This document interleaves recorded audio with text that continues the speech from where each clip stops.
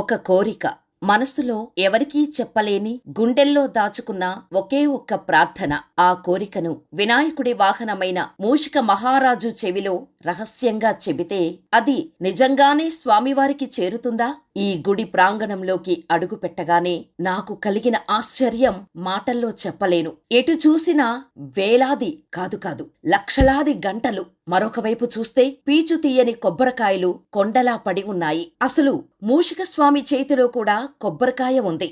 ఇదంతా చూస్తుంటే ఓ భగవంతుడా, ఈ లోకంలో భక్తులకు ఇన్ని కష్టాలు ఉన్నాయా, ఇన్ని కోరికలు ఉన్నాయా అనిపించింది. ఆ గంటలు, ఆ కొబ్బరికాయల వెనుక ఎంతమంది భక్తుల కన్నీళ్లు, నమ్మకాలు, అద్భుతాలు దాగి ఉన్నాయో తెలుసా?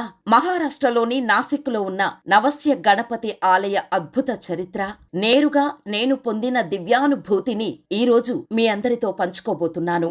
దేవాలయంలోకి అడుగు పెట్టగానే వాతావరణమే మారిపోయింది. ప్రశాంతమైన గోదావరి తీరంలో, ఆపై చల్లటి నీడన మనసులోని అలజడులన్నీ ఒక్కసారిగా శాంతించాయి. మరాఠీలో నవస్ అంటే మొక్కుబడి లేదా సత్యమైన ప్రార్థన అని అర్థం.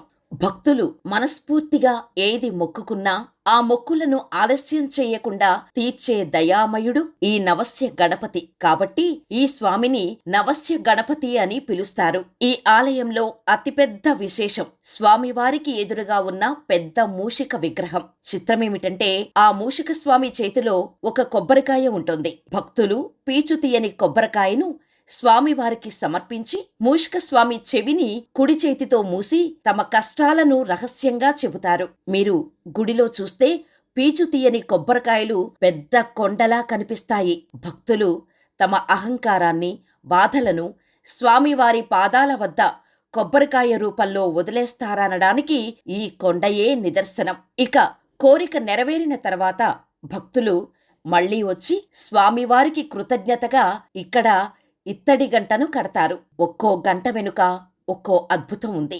ఒకరి తీవ్రమైన రోగం నయం కావటం, ఇంకొకరికి ఉద్యోగం రావటం, మరొకరికి సంతానం కలగటం, ఇలా ఎన్నో నమ్మకాలకు ఈ వేలాది గంటలే ప్రత్యక్ష సాక్ష్యాలు. ఇంతటి మహిమాన్వితమైన ఈ ఆలయ చరిత్ర పుటల్లోకి వెళ్తే దీని వెనుక ఒక గొప్ప రాజవంశం ఉంది. ఇది క్రీస్తు శకం 1774 సంవత్సరం నాటి మాట.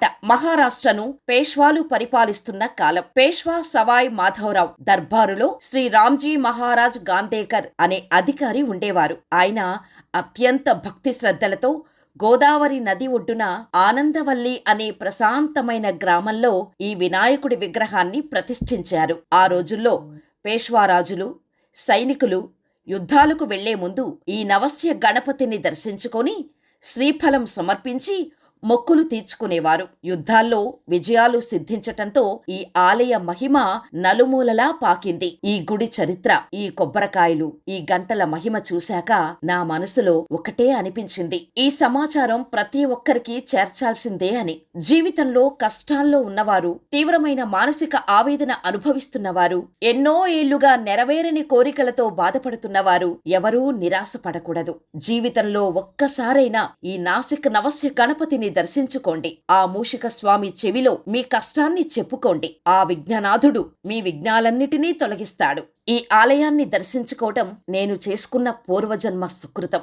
నాసిక్లోని ఈ నవస్య గణపతి ఆలయ విశేషాలను, నా అనుభూతిని మీతో పంచుకోవటం నాకెంతో ఆనందాన్ని ఇచ్చింది. ఆ స్వామి ఆశీస్సులు మనందరిపై ఉండాలని మనస్ఫూర్తిగా కోరుకుంటున్నాను. మీరెప్పుడైనా నాసిక్ వెళ్ళినా త్రయంబకేశ్వరునితో పాటు ఈ నవస్య గణపతిని దర్శించుకోవటం అస్సలు మర్చిపోకండి. మరి ఈ వీడియో మీకు నచ్చితే మీ ఫ్రెండ్స్ అండ్ ఫ్యామిలీకి షేర్ చేయండి.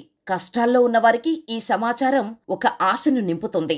మరి ఈ వీడియో చూశాక కామెంట్స్లో ఓం గం గణపతియే నమః అని కామెంట్ చేయటం మర్చిపోకండి.